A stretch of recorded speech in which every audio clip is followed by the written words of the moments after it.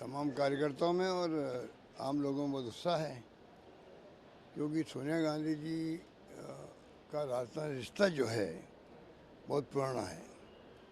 मुझे याद है जब राजीव गांधी जी प्रधानमंत्री बने थे, प्रधानमंत्री बनते ही जो दौरे उन्होंने शुरू किए आदिवासी क्षेत्रों में, उस वक्त भी वो उनके साथ आई थी, डूंगरपुर के अंदर भी, मेवाड़ के अंदर भी।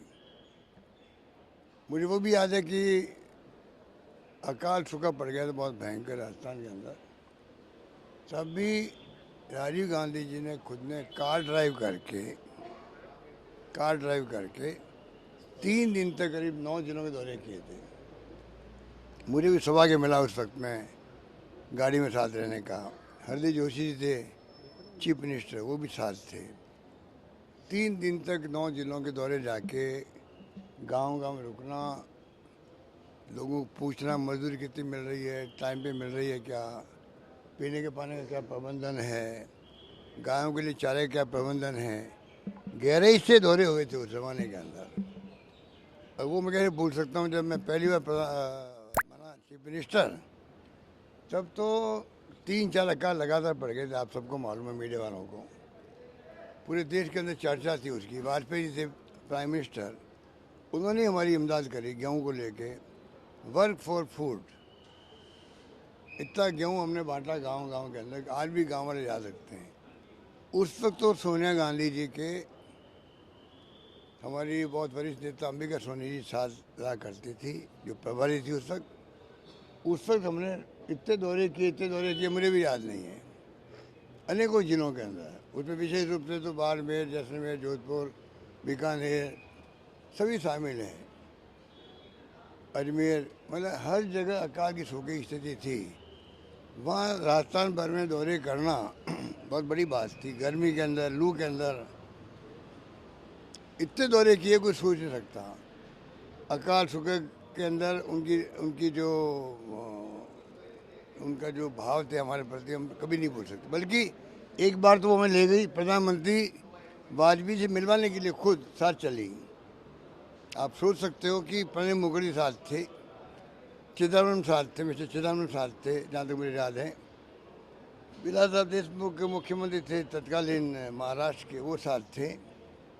हम सबको ले गई पीएम हाउस के अंदर, वाजपेयी जी से मिलवाया, मीटिंग करवाई वहाँ पर, और ये दबाव बनाया उनके ऊपर कि हमारे राज्यों में अकाल और सूखा बहुत भयंकर पड़ गया है, महाराष्ट्र के अंदर भी, राजस्थान के अंदर भी, उसमें आप आगे आगे मदद कीजिएगा।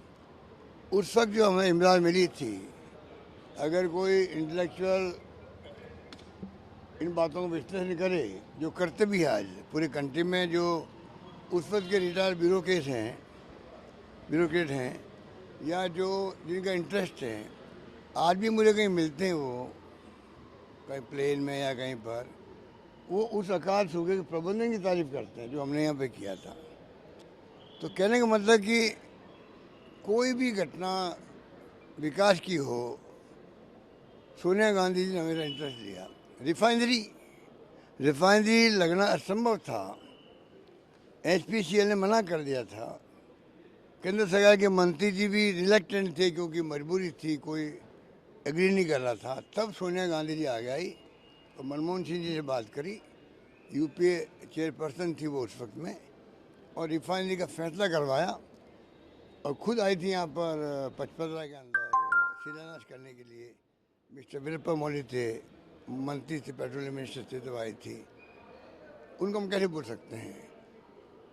बाकी तो चाहे जयपुर मेट्रो का प्रोजेक्ट हो, चाहे वो कोई योजनाएं हो, केंद्र से यूपीए से हमें मदद लेने की बात हो, कहीं कोई अड़चन आ रही हो, मतलब एक इतिहास उन्होंने बना दिया। और सबसे बड़ी बात है, प्रधानमंत्री का पद छोड़ दिया। तो हमें गर्व है कि जिसने प्रधानमंत्री पद छोड़ दिया हो, वो एक महान नेता, और वो किसी राज्य में जाके बन सकती थी राज्यसभा मेंबर, उन्होंने चयन किया अगर राजस्थान का। आज ये खबर पूरे देश में, दुनिया में जाएगी कि सोनिया गांधी जी जो महान नेता देश की, वो उन्होंने राज्यसभा में राजस्थान से जाने का चयन किया है। तो आप सोच सकते हो राजस्थान का जो राजस्थान की चर्चा देश की दुनिया में होगी आज। तो जो हमने कहा है राजस्थान के बारे में कि पिछले चुनाव कैंपेन में हमने